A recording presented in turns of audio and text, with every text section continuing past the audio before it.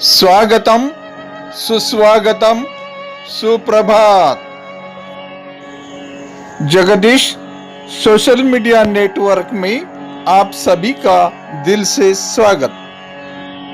प्रतिदिन के अनुसार प्रस्तुत करते हैं स्वामी वासुदेवानंद जी सरस्वती, इनके अमृतमय वाणी द्वारा विष्णु सहस्त्र नाम प्रवचन।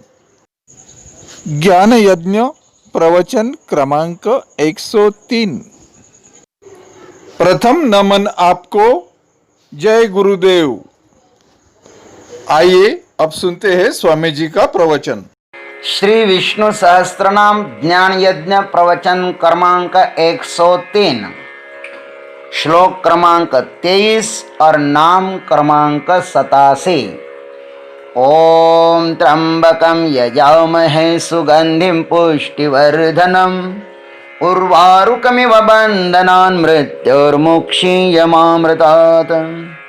समस्त जन कल्याण निरतं करुणामयं नमामि चिन्मयं देवं सद्गुरुं ब्रह्मविद्वरं शान्ताकारं भुजगशयनं पद्मनाभं सुरेशं विश्वाधारं गगनसदृशं मेघवर्णं शुभांगं लक्ष्मीकान्तं कमलनयनं योगिभिर्ध्यानगम्यं वन्दे विष्णुं भवभयहरं सर्वलोकैकनाथं। सुरेशः शरणं शर्म विश्वरेतः प्रजाभवः अहः संवत्सरो व्यालः प्रत्ययः सर्वदर्शनः। ओम शर्मणे नमः। ओम तत्सत्। भीष्माचार्य जी महाराज कहते हैं कि भगवान शरणागत वत्सल है। यह हमने शरण नाम से बताया। अब उस परमात्मा की शरण क्यों ग्रहण करना चाहिए, इसके विषय में बताते हैं।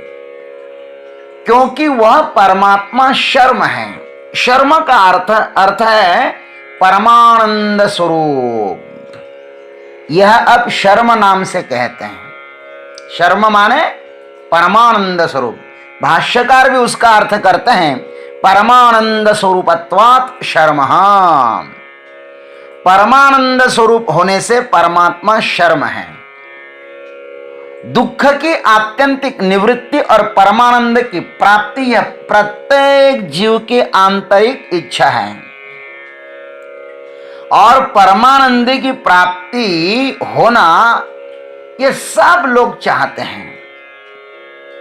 ये न के न प्रकार से जीव सदैव परमानंद की खोज में ही रहता है।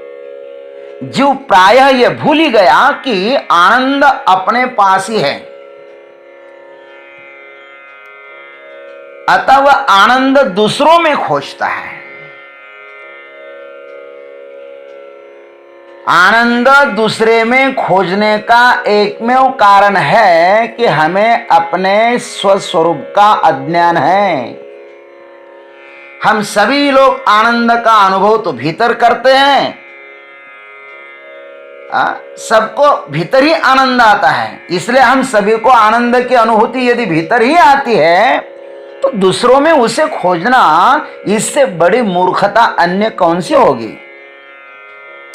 अन्य में आनंद खोजना यह मात्र भ्रम ही है।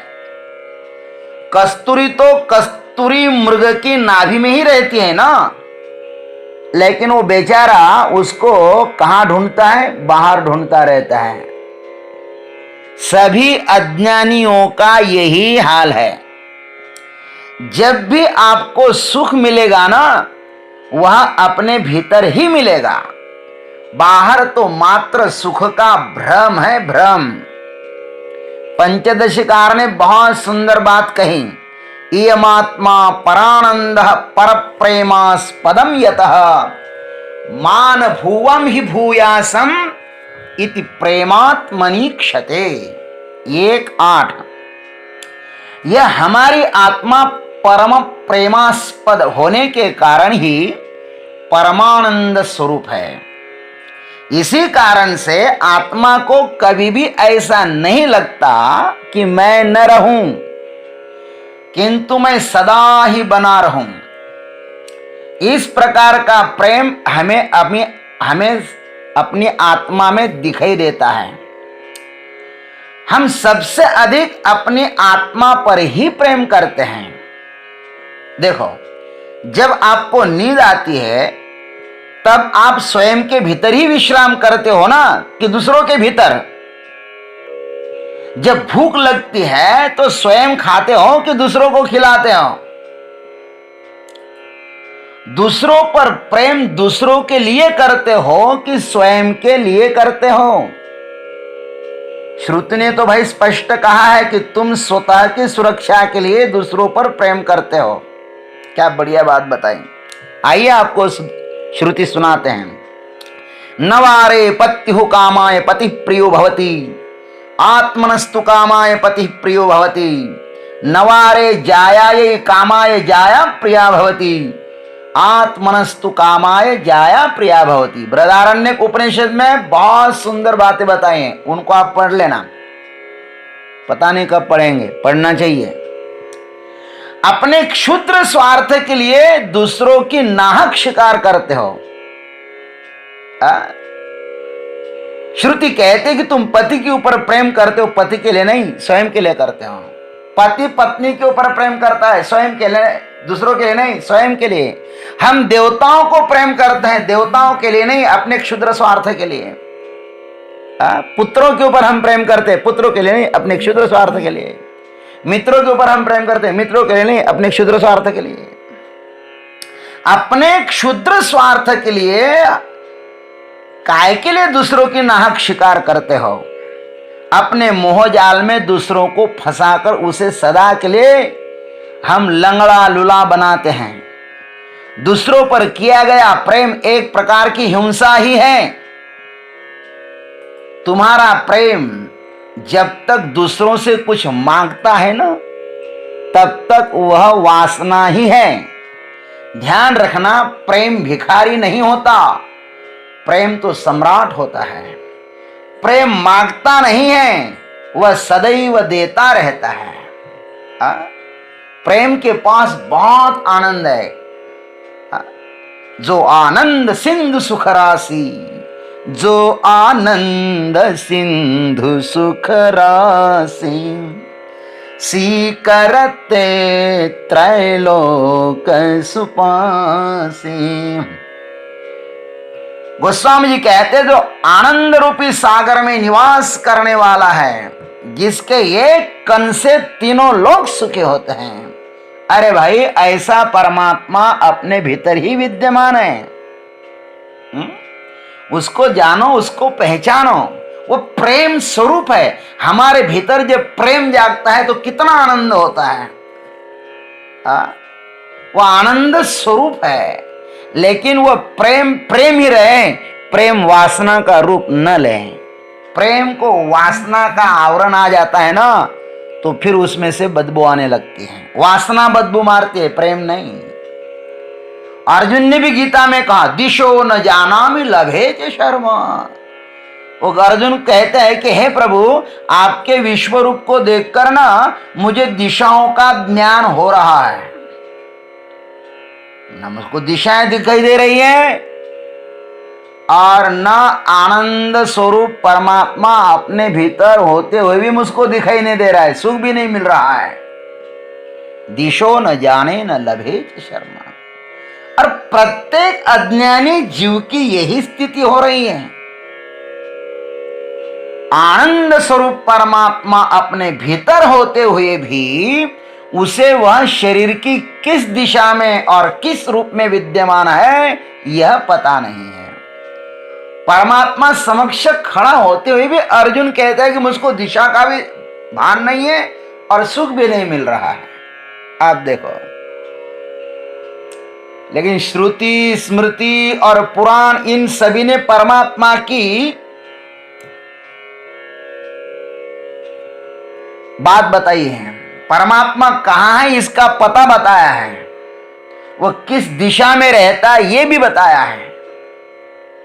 कहां बताया है? हृदय सर्वस्व विष्ठितम। देखो कितने सुंदर सुंदर सूत्र है, सबके हृदय में रहता है। सर्वस्व चाहम हृदय सन्निविष्ट, गीता के सूत्र हैं। ईश्वर सर्वभूतानाम हृदय अर्जुन तिष्ठति, ये गीता का सूत्र है। हरिपाठ में भी लिखा है सर्वघटिराम